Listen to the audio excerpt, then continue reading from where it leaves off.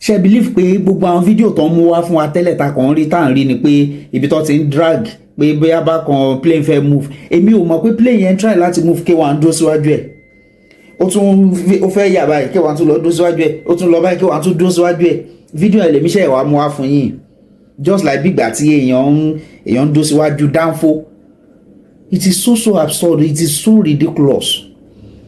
Nǹkan tó wá fọ́ọ̀nì sí mi ni pé ẹ̀gbọ́n tí mo mú fídíò wọn wá fún yìí Mr. Ismail yìí die hard fan K1 the ultimate ni jẹ́ pé ìṣẹ́jú kò lè má gbórin K1 ọ̀rọ̀ tí máa yìí sọ ní agbára. Ibi tó ti wá fọ́ọ̀nì sí mi níbi pé tó bá jẹ́ sọ pé Fuji mi ṣé àwọn tó fẹ́ lọ sọ pé airport mi ni ẹ bá mi subscribe sí Akọ TV, ẹ bá mi like, ẹ bá mi share, ẹ comment ẹ jọ inú ikú díẹ̀ ká tó ló didi máyégún kò dáa tó. Lórí incident tó ṣẹlẹ̀ ní Abuja airport tó involve K1 the ultimate máyégún orí ẹ̀ ni mo fẹ́ ká discuss lórí. Ẹ jẹ́ ká kọ́kọ́ bẹ̀rẹ̀ látòrí airline. Alákọ̀ọ́kọ́ náà tó bá jẹ́ advanced country ni níbi tí ètò ti wà tí gbogbo nǹkan ti rí bó ṣe yẹ kó rí kí ibẹ̀ yẹn kọ́ náà ti máa bá K1 sọ̀rọ̀.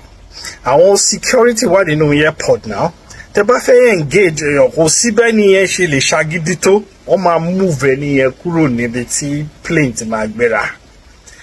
Máyégún ní ẹ̀tọ́ kọ̀ọ̀kan bó ṣe lè wù kó mọ kán wà ní sport yẹn à ń bèlè tà sí kán wá dé level tí wọ́n máa lọ dúró síwájú aeroplane pé aeroplane ò ní gbéra.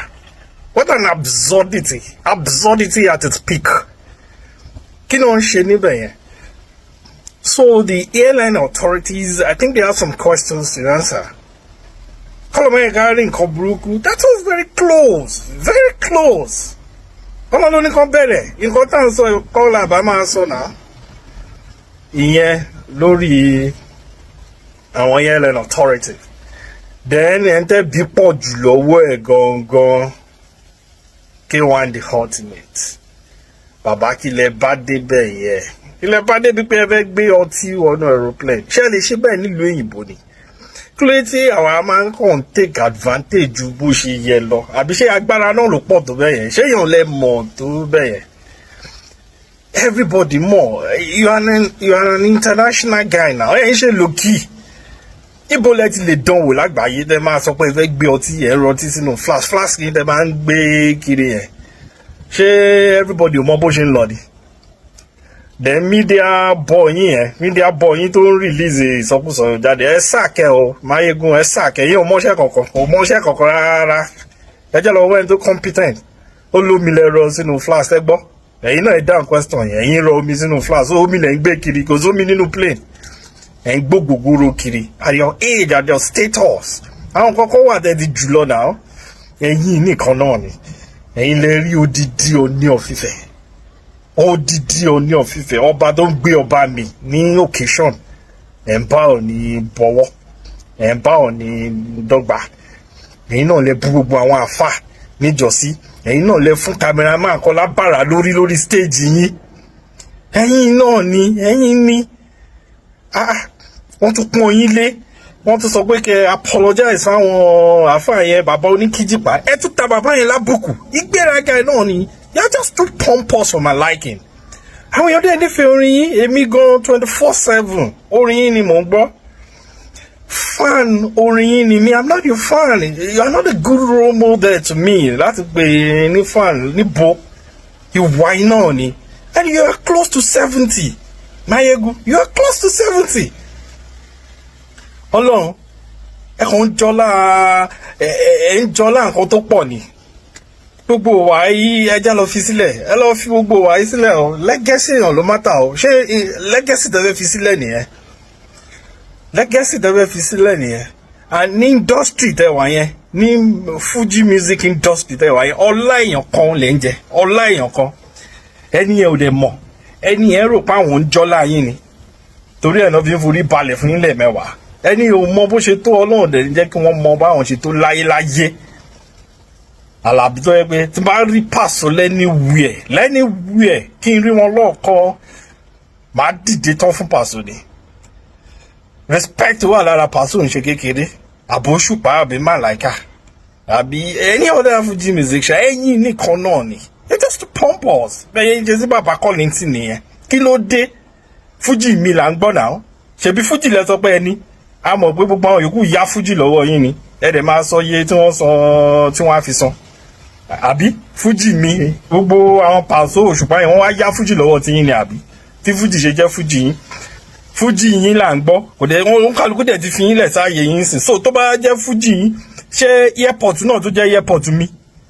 Àbí aeroplane tó ti di aeroplane mi? I'm telling you, tó bá jẹ́lu gidi ni jail lè máa wà by this time. Jail wọn ni ever release yín. Jail lè máa gbà the court. Ẹ̀yẹn wá ṣe bẹ́ẹ̀ ní UK bí báyìí. Okay, lọ sí America, kẹ́ lọ ṣe bẹ́ẹ̀ or Canada. Jail lè máa gbà the court. And you know, you dare not. You dare not. Tẹ́yìn bá ń travel ṣe ẹ̀ ń gbé flask ìjákujàku yẹn dání tẹ́ bá ro gògóró síbẹ̀. Wọ́n tún wá ń bá yín sọ, wọ́n appeal sí yín, ẹ̀ tún da ọtí sí kan náà àwọn airport officials yẹn, ẹ̀ tún da ọtí sí lára. They release a statement now. On there to doubt this here. What the arrogance? Arrogance wo ni ẹ? Ẹ jẹ́ ṣe sùúrù. Ẹ jẹ́ ṣe sùúrù. Ẹ̀kọ́ gbóná ń fẹ́ sùúrù. Ẹ̀kọ́ gbóná ó ń fẹ́ sùúrù. Ẹ wo national embarrassment ẹ fúnra yín. National embarrassment. Yàtọ̀ sí pé embarrass ara yín, ẹ tún embarrass àwa gan. Ẹ tún embarrass àwọn ọmọ Yorùbá gan. Because you are Mayegun of Yorùbá land. Ibi tó bá tutù. Níbi tí peace tranquility bá wà lóde ẹ̀kan tí máa bá Mayegun ti yín nìyẹn. You have to pump us arrogant. Tẹ bá dẹ̀ máa gbọ́rọ̀ kalẹ̀ náà kò sẹ́ńtẹ́ lè tàbùkù ẹ̀ kò sẹ́ńtẹ́ lè bú kò sẹ́ńtẹ́ lè sọ̀rọ̀ sí. Kí wá ló le tó mẹ́yẹn? Ẹ jẹ́ máa lọ dúpẹ́ lọ́wọ́ Paso. Ẹ jẹ́ máa dúpẹ́ lọ́wọ́ Paso. Àpọ́nlé tí Paso ń fún yín ni o olóṣì ń fún yín níyì ní industry yẹn. Ẹ máa lọ dúpẹ́ lọ́wọ́ Paso. Paso ò mọ iye ara wọn ni o. Wọn ò mọ iye ara wọn àtọ́. Ọlọ́run dẹ̀ ní jẹ́ kó mọ iye ara wọn.